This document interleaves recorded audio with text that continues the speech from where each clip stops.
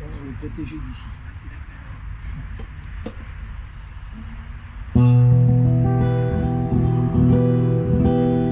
Je lève les yeux vers les montagnes, d'où me vient le secours.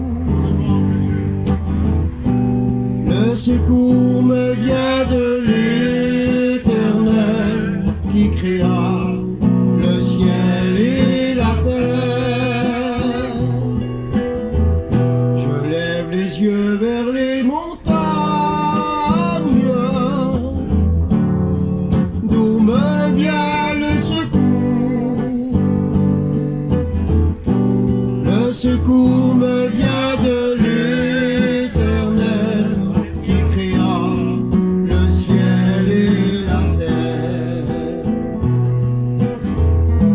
Ni ne sommeille, ni ne dort, celui qui te garde.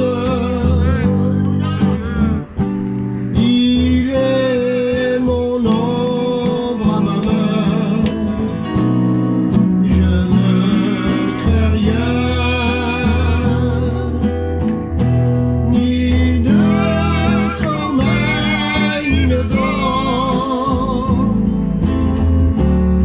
celui qui te garde.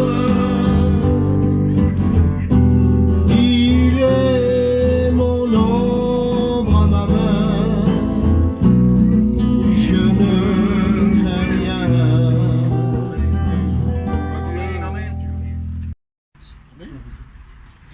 Bonsoir, moi je vais vous dire une petite expérience. Un jour, chez moi, j'ai voulu faire des travaux.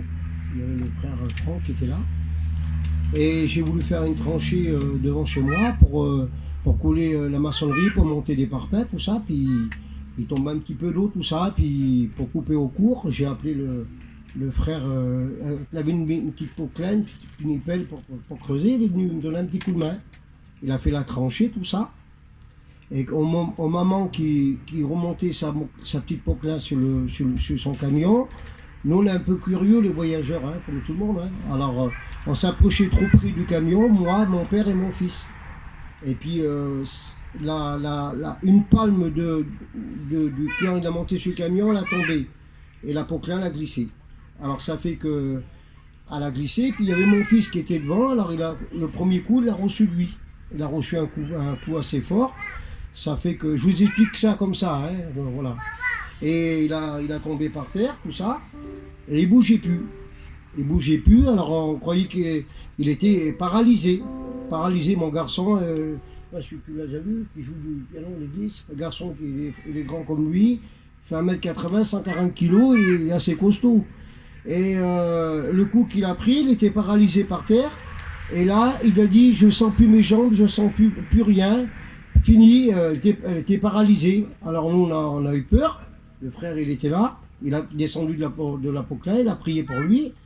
Mais je me suis mis à terre. Moi, je suis musicien dans l'église, je suis guitariste dans l'église.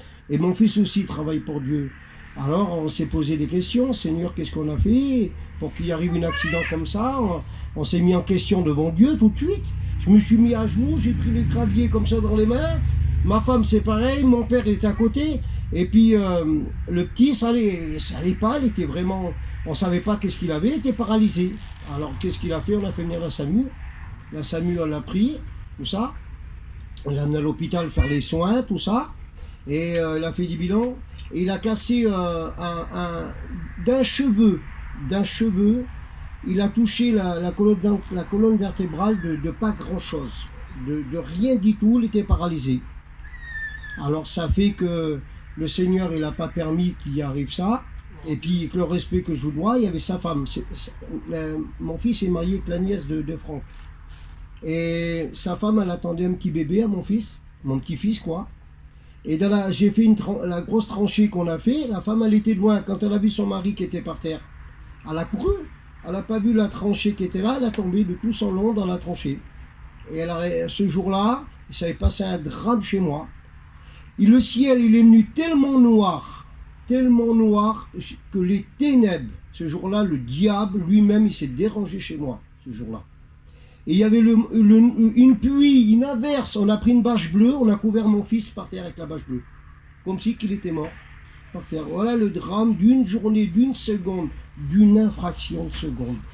Et ça fait que je me suis posé des questions. Moi, j'ai dit, Seigneur, qu'est-ce que j'ai fait? Qu'est-ce que j'ai fait pour qu'il m'arrive ça? Que mon fils est pareil. Et puis, il a été à l'hôpital, le petit. Et puis, il a fait des bilans, tout ça. Puis, il croyait qu'il n'allait plus marcher, le petit. Il croyait qu'il était paralysé. Et on l'a sorti de l'hôpital et je l'ai mis chez mes parents. Comme ma maison n'était pas finie, j'avais rien, pas de prêt pour le recevoir. Et l'hôpital, qu'est-ce qu'ils ont fait? Ils m'ont envoyé un lit. Ils m'ont envoyé un grand lit spécial pour les paralysés. Mais j'avais rien demandé. J'ai rien demandé. On l'a sorti de l'hôpital, on l'a mis chez mes parents, et eux, ils m'ont envoyé un lit. Et quand ils m'ont envoyé ce grand lit-là, je le mets dans la maison de mon fils. Mon fils, il avait une petite maison, je le mets dedans, et quand je le mets le lit dedans la maison de mon fils, la porte, elle se ferme derrière moi. C'est rigolo, vous allez rigoler un petit peu, hein, mais c'est ce qui s'est passé. C'est comme ça, moi, je l'ai vécu. Hein. Quand je me suis trouvé devant ce lit, le lit, il a dégagé une mauvaise puissance. Mais une mauvaise puissance, une mauvaise présence du lit qui était devant moi. Alors j'ai dit, Seigneur, je refuse ce lit. Pourquoi? J'ai dit, je suis ton enfant. Mon fils, il joue de la guitare pour toi. Il a un foyer qui travaille pour toi. Moi, je travaille pour ta gloire. J'ai dit, je refuse ce lit. Pourquoi? Si j'accepte ce lit, ça veut dire que mon fils ne marchera plus. J'ai dit, j'en veux pas de ce lit. J'ai dit, maintenant, j'ai fait sortir le lit. Je l'ai fait appeler les gars. Ils étaient au bout de la route. J'ai couru au bout de la route. J'ai fait au moins 800 mètres en courant. Le gars, il a arrêté. J'ai dit, vous revenez prendre le lit, je vous faut la ferraille. J'appelle les ferrailleurs, ils vont le prendre. Il est venu reprendre le lit. Quand il a repris ce lit, mon fils, 2 jours après, s'est levé, il marchait. Debout. C'est pour ça qu'on a un Dieu tout-puissant. Alors moi, je le témoigne à ma façon, mais je l'ai vécu. On a un Dieu tout-puissant. Et aujourd'hui, mon petit bébé, il a 3 ans, il m'appelle tous les jours et il se bat avec moi. Que Dieu vous bénisse.